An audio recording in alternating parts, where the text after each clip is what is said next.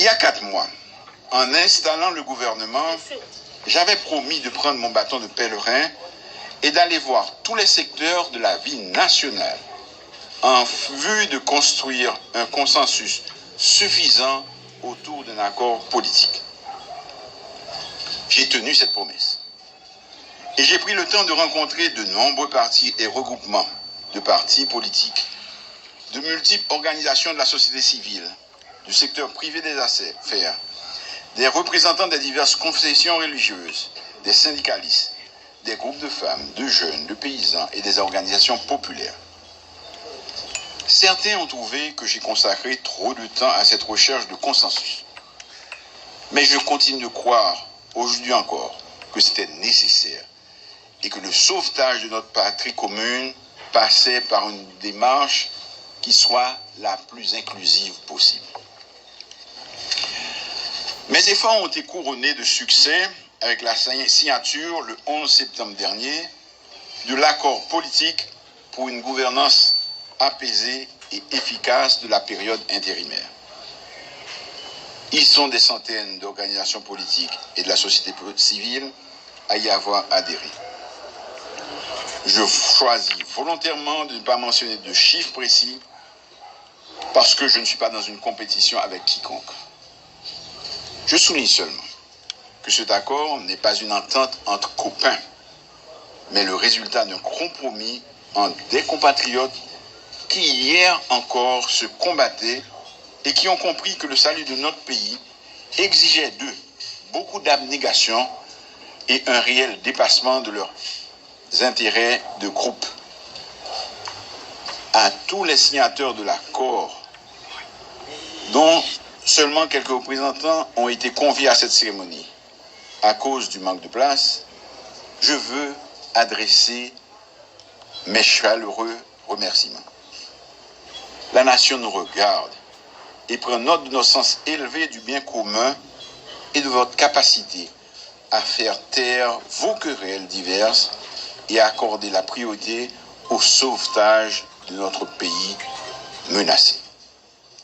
Elle vous sera éternellement reconnaissante.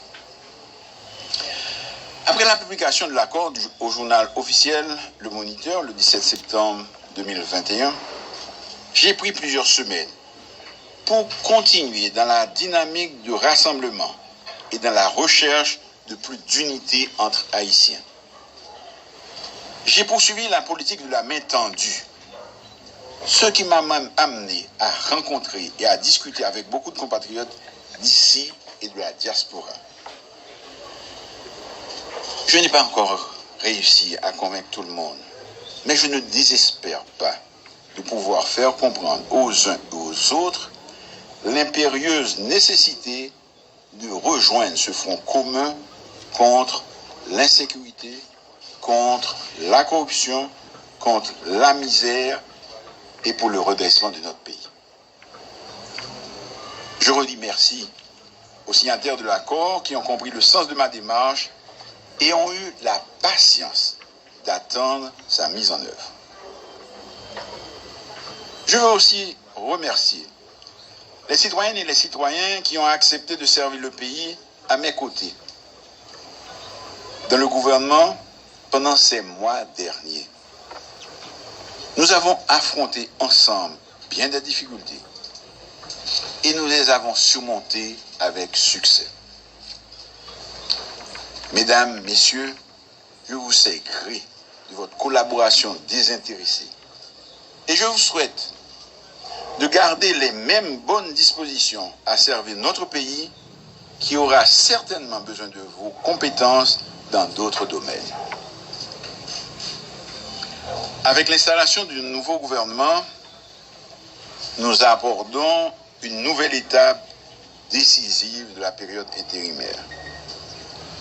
Je n'apprends rien à personne en disant que l'une des tâches principales de ce gouvernement est de créer un environnement sûr et stable, propice à l'organisation des consultations populaires pour l'adoption d'une nouvelle constitution et le choix de nouveaux élus qui auront à gérer notre pays tant au niveau national qu'au niveau local. C'est un challenge ambitieux et difficile. Compte tenu du climat d'insécurité que nous certains ont choisi de faire régner dans divers coins de notre territoire. Qui dit nouvelle constitution suppose l'élaboration de textes consensuels, des débats publics, une grande campagne d'information et de promotion auprès de la population. Qui dit élection suppose qu'un climat sécuritaire revienne pour permettre aux partis politiques de mener campagne dans toutes les villes, dans tous les quartiers, sans crainte pour leur vie et celle de leurs militants, sans avoir à pactiser avec des membres de gangs et des hors-la-loi. Chers compatriotes, en acceptant d'assumer la fonction de chef de gouvernement, je vous avais promis de parler vrai, sans langue de bois. Je crois que le peuple haïtien est assez mûr politiquement et assez mature pour entendre certaines vérités et pour comprendre les choix difficiles que nous devons faire. Je dois dire à vous tous, et particulièrement à celles et ceux qui ont eu le courage de prendre leurs responsabilités de